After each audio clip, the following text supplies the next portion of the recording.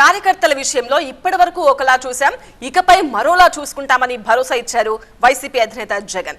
జెండా మోసిన ప్రతి కార్యకర్తకు భరోసాగా ఉంటామని ధైర్యాన్నిచ్చారు. అన్యాయానికి గురైన ప్రతి కార్యకర్తకు అండగా నిలుస్తామని జగన్ మరోసారి స్పష్టం చేశారు.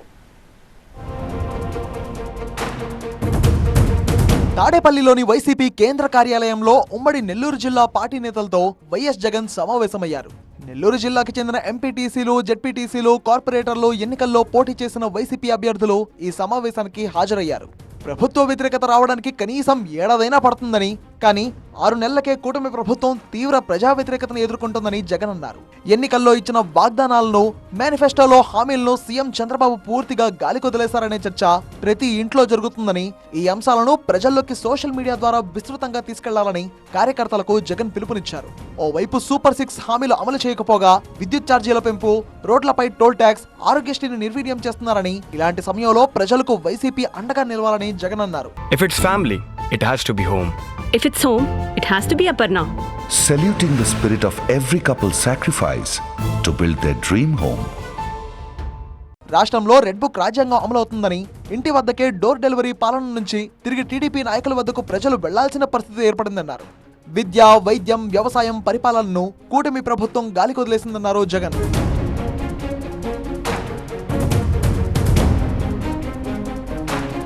పార్టీని బలోపేతం చేసే దిశగా చర్యలు తీసుకుంటున్నామని, ప్రతి గ్రామంలో పార్టీ నిర్మాణం ఉండాలని, కమిటీల ఏర్పాట్లన్నీ కూడా పూర్తి కావాలని నెల్లూరు జిల్లా నాయకులకు జగన్ సూచించారు.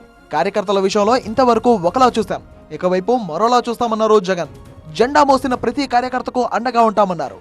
వైసీపీ కార్యకర్తలను కొట్టి వారిపైనే కేసులు పెడుతున్నారని, మీకు అన్యాయాలు చేసిన వారి పేర్లు గుర్తుపెట్టుకోండి, వారిని చట్టం ముందు ఖచ్చితంగా నిలబెడతామని కార్యకర్తలకు జగన్ హామీనిచ్చారు.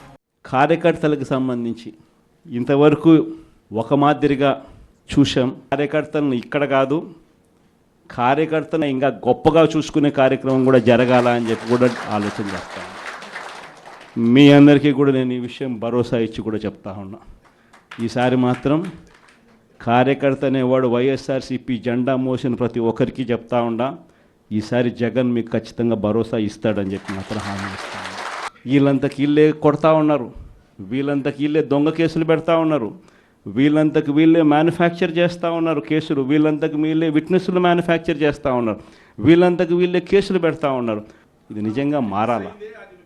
ఈ కళ్ళెదుటే కనిపిస్తూ ఉన్న ఈ కార్యక్రమాలు ఇవన్నీ చూస్తూ ఉన్నప్పుడు మాత్రం నిజంగా మీ అందరికీ నేత్రం ఈ ఖచ్చితంగా ఈ భరోసా ఇస్తా, ఖచ్చితంగా నేను చెప్తా ఉన్నా ఈ మాట. జనవరి నెలాఖరు లేదా ఫిబ్రవరి నుంచి జిల్లాల పర్యటనకు వస్తామని, వారంలో 3 రోజులు ఒక పార్లమెంట్ పరిధిలో నియోజకవర్గాలకు చెందిన కార్యకర్తలను కలుసుకుంటామని జగన్ అన్నారు.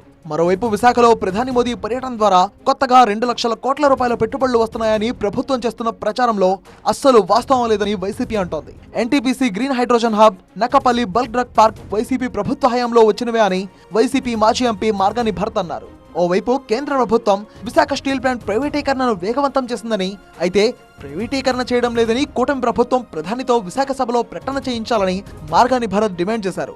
తెచ్చినయేమో గతంలో జగన్మోహన్ రెడ్డి గారు ముఖ్యమంత్రిగా ఉన్నప్పుడు వారు తీసుకొచ్చినాయి. ఇప్పుడు బల్క్ డ్రగ్ ప్రాజెక్ట్ అయితే కానివ్వండి, లేకపోతే గ్రీన్ ఎనర్జీకి హైడ్రోజన్ దానికి సంబంధించి అయితే కానివ్వండి, లేకపోతే రైల్వే జోన్కి అయితే కానివ్వండి, అప్పుడు గతంలో ఇవన్నీ కూడా తీసుకుని వచ్చినాయే. ఇప్పుడు ప్రత్యేకించి కొత్తగా ఏం తీసుకుని వస్తున్నారు అనేది మా ప్రశ్న. ఇప్పుడు ప్రధానమంత్రి గారు వస్తున్నారు, ఇప్పుడు అక్కడ కొన్ని వేల కోట్ల రూపాయలు విలువ చేసే స్టీల్ ప్లాంట్ ఉంది, అది ప్రైవేటైజ్ చేస్తూ ఉన్నారు. దాని మీద ఏదన్నా మీరు హామీ ఇప్పించగలుగుతున్నారా అని అడుగుతున్నాం. మొత్తానికి కార్యకర్తల విషయంలో గతంలో జరిగిన పొరపాట్లు భవిష్యత్తులో చేయమని పార్టీ అధినేత హామీ ఇవ్వడంతో వైసీపీ కార్యకర్తలు హర్షం వ్యక్తం చేస్తున్నారు.